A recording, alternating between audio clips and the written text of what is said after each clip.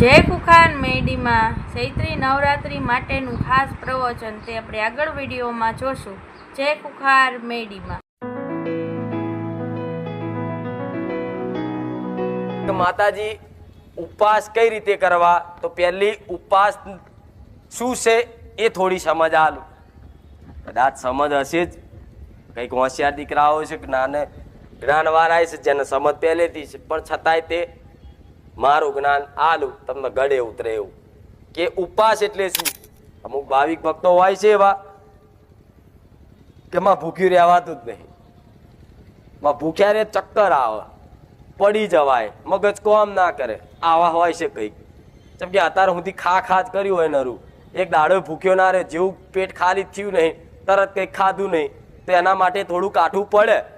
પણ ના રહેવાય, ના થાય ને છતાંય નિરાશ ના થતા, ના થાય ઉપવાસ, તો એના માટેનો એક ઉપાય બતાવું છું. એ ઉપાય એવો છે કે 9 દાડા છે, 9 દાડા સૈતર નજીક આવે છે, બહુ દાડા વાર નહીં. સૈતરના વાયરા વાઈ ગયા, હવા આવી જઈ, તો આ સમયગાળામાં છે ને માતાઓ દરેકની કંકુના પગલે ઘેર આવશે, લખી રાખજો. આ ચૈતરમાં, આ 9 નોરતામાં ભલે રામ જવું માતાને, આ ચૈતરના નોરતામાં પોતપોતાની માતાની શક્તિ પ્રમાણ ભક્તિ કરજો, દરેક ઉપવાસ કરજો, એને રીઝવવાના કોશિશ કરજો, તમારા ગુનાઓની માફી માંગજો. કે માં અમે તો માફી રોજ માગીએ છીએ, માં અમારા બધા ગુના માફ કરી દેજે. પણ બધા ગુના નહીં, વેણી એક એક ગુનો માગો, માફી માગો. કે માં ભૂલથી આ મેણું મારી ગયું, માં ભૂલથી આ સોગંદ ખાઈ લીધી. એ રીત અલગ અલગ જેમ વિચાર આવે ને એમાં અલગ અલગ માફી માગો. બધા ટોપલો ભરીને હંગાત ગુના કર્યા હોય માતાને માથે ના પડશો કે લે માં બધા ગુના માફ કરી દે. આ શું ખોટું?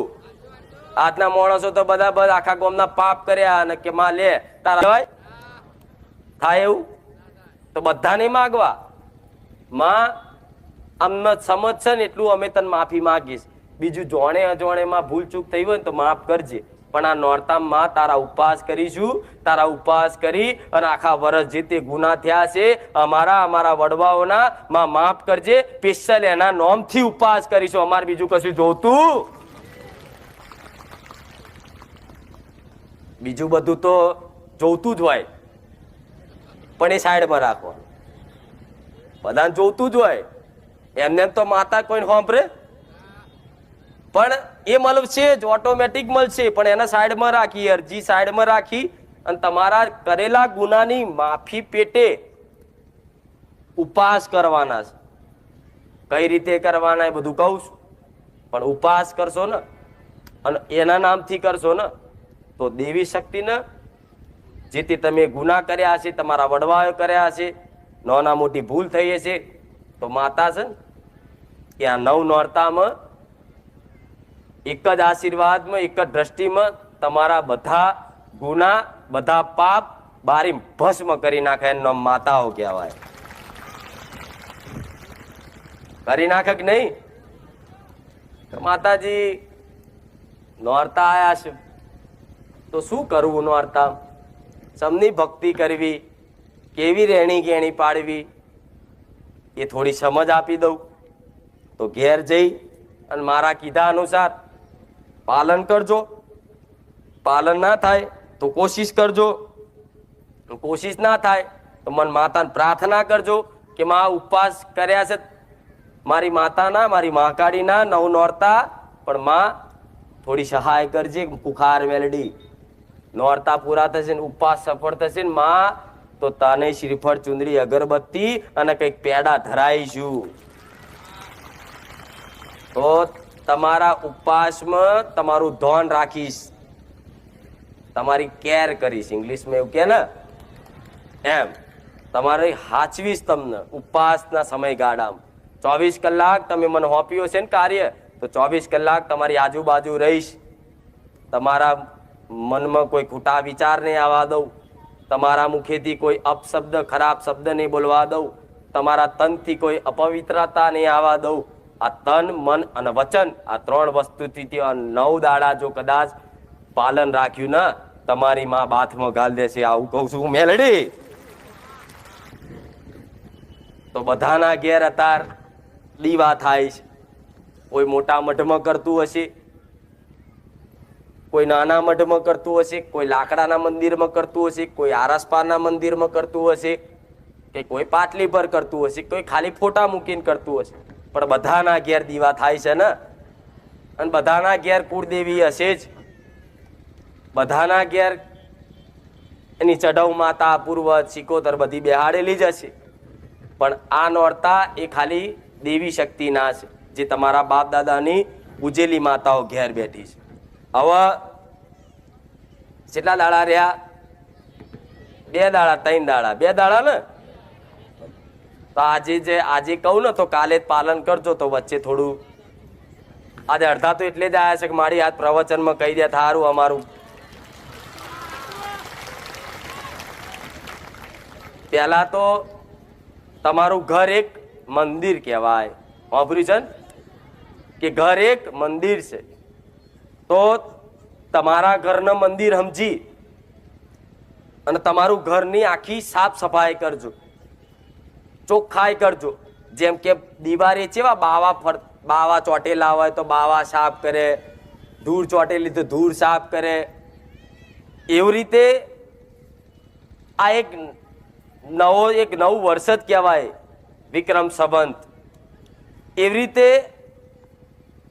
આ નવા વર્ષમાં તમારા ઘેર તમારી માં બેઠેલી હોય તો એના માટે આખા ઘરની સાફ સફાઈ કરી, આજુબાજુનું ઘર બધું સાફ કરી, ચોખ્ખું કરી, ઘરમાં એક સોનામણી છોટી દૂધની છોટ નાખી અને તમારી માતાજીનો જે તે મઢ હોય ને એ મઢ ઉતારી અને એકદમ સાફ કરી, ફોટા ચોખ્ખા કરી અને દીવા બીવા ધોઈ અને પહેલા દાડ તમારી માના નોમથી, કુળદેવીના નોમથી દીવો કરજો. 100% તમારી માનો હાથ પકડીને લઈને આવીશું મેલડી.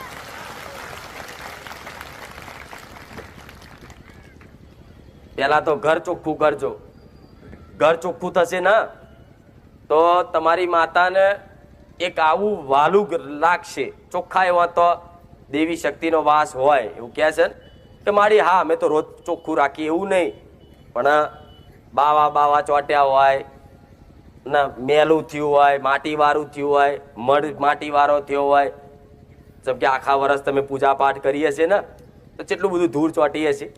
તેવી રીતે માતાજીનું એક ઘર છે, એક મંદિર, એ સાફ કરજો. અને કોઈને કહેશે કે માતાજી અમારું નવું છે, જૂનું છે લાકડાનું મંદિર, તો નવું લવાય? તો હા લવાય. તો કહેશે કે આમાં માતાજીની રજા લેવી પડે? તો ના, રજા લેવાની જરૂર પડે. બધાને તો એ ડર લાગે કે લાવો આ લાકડાનું મંદિર છે નવું લાવું, પણ કે માતાજીની રજા લેવી પડશે. માતાજી રજા આલે તો લાવીએ, નહીં તો આપણો કોઈ ગુનો થઈ જશે. તો તમારી કુળદેવીને ખબર છે કે દીકરો મારું જ મંદિર લાવવાનું કહે છે નવું, એમાં રજા લેવાની આવે? પ્રાર્થના કરાય કે માં આ મંદિર થોડું જૂનું થઈ ગયું છે, કલર બરલ ઉડી ગયો છે માં, તો માં નવું મંદિર લાવું છું તારા માટે, તું મારા મગજમાં વસીને તને ગમે એવું મંદિર તું મને બજારમાંથી લઈ આલજે. તો તમારી માના આરસપારનું ગમતું હશે ને તો તમારા મગજમાં આરસપારનું લાવડાવશે. હું મેરડી આવું કહું એટલે તમે નવું ઘરમાં મંદિરે લાવી શકો છો, બદલી શકો છો. બીજી વસ્તુ, તમારા ઘરમાં ફોટા હોય, ફોટા કદાચ વર્ષોથી એક જ હોય, તેનો કાચ બદલવો કે એને ચોખ્ખો કરવો, આ બધી સાફ સફાઈ છે ને આ કાલના દાડામાં કે આજે ઘેર જઈને કરી દેજો. આ નોરતા ચાલુ થાય એના પહેલા, બરોબર? હવે આટલું કર્યા પછી કહેશે કે માતાજી અમે કુળદેવીનું શ્રીફળ મેલેલું છે, કંઈકના ઘેર મૂકેલું હોય છે, અમુક નહીં મૂકતા, પણ વધારે ટકા લોકોમાં ઘેર શ્રીફળ મૂકેલું હોય છે કુળદેવીના નામનું, કળશમાં કે માતાજીના મઠમાં. તો શું એ શ્રીફળ બદલાય ખરું? આવો પ્રશ્ન થાય છે ને બધાને કે મારી શ્રીફળ અમારું જૂનું મૂકેલું હોય તો ક્યારે બદલવું? તો હું એવું કહું છું કે આ નોરતા છે ને ચૈતર, આ 9 દાડામાં તમે તમારી માતાજીનું શ્રીફળ ગમે તારે બદલી શકો છો, તેમાં દેવી શક્તિ યાત્રા થશે. એટલે કોઈક ભુવા એવું શીખવાડે કે ના આપણે તો આસોની આઠમે બદલાય છે, તો તમારું મન એવું કહેતું હોય ને કે શ્રીફળ જૂનું થઈ ગયું છે, મારે બદલવું છે, તો તમારી કુળદેવીને પ્રાર્થના કરી અને જે જૂનું શ્રીફળ હોય એને લઈ અને નવા શ્રીફળની લાલ કપડામાં એક નારાછડી બાંધી અને કળશમાં મૂકી ચાલના કરી અને 9 દાડા કે ચૈતરનો આખો મહિનો તમને જે યોગ્ય લાગે એ પ્રમાણે એની ભક્તિ કરશો ને શ્રીફળની, તે શ્રીફળમાં જ તમારી માઇન્ડ બેહી જશે. લખી રાખજો, મેરડી આવું કહું. શ્રીફળમાં જ તમારી માઇન્ડ બેહી જશે. લખી રાખજો, મેરડી આવું કહું. કેટલાના ઘેર શ્રીફળ મેલેલા જોજો, કેટલા બધા. તો તમે બદલી શકો છો. કદાચ કોઈએ આસોની આઠમના આસોના નોરતામાં કદાચ બદલ્યું હોય તો ચાલે, પણ તમને એવો વિચાર આવતો હોય કે મારે શ્રીફળ બદલવું તો બદલી શકાય. તો કે માં જૂના શ્રીફળનું શું કરવું? એવું થાય ને, પધરાઈ દેવું કે કોઈ પીપળે મૂકવું કે શું કરવું? તો જૂનું શ્રીફળ તમારી માતાજીનું ઘેર મૂકેલું હોય અને નવું શ્રીફળ મૂકો ને એ ટાઈમે તમારી માતાને પ્રાર્થના કરી કે માં શ્રીફળમાંથી તું આ શ્રીફળમાં આવી જા, અને જે જૂનું શ્રીફળ હોય ને એને ફોલી અને એનો જ પ્રસાદ કરીને એને વધેરી દેવાનું. હું મેલડી આવું કહું છું. એટલે તમને પધરાવાનો કોઈ દોષ લાગે? પધરાવો તો કદાચ દેવી શક્તિ યાત્રા જ થાય, કોઈ પણ દેવી શક્તિનું શ્રીફળ પધરાવાય, પણ આપણે જૂનું હોય એને ફોલી દઈએ અને પછી એને તે વધેરી કે એમાં સ્વીકાર કરજે, આ તારું તને આલું. ભલે અંદરથી કદાચ નારિયેળ ના નીકળે હું કહી ગયું હોય ને તોય ચાલશે, સ્વીકાર કરી લે છે. બરોબર. હવે શ્રીફળ મૂક્યા પછી તમારી જે પૂજા વિધિ હોય, મને બહુ વધારે નહીં કહેવું, તમે એટલા બધા ડફોર નહીં કે પૂજા કેમની કરવી એ ખબર ના પડે. 5 ચાલા કરવા, સાથીઓ દોરવો, ચોખા ઘઉંથી એના વધામણા કરવા, એ બધી તમને સમજ છે એટલે એ બધું નહીં કહું, પણ સીધી વાત કહી દઉં.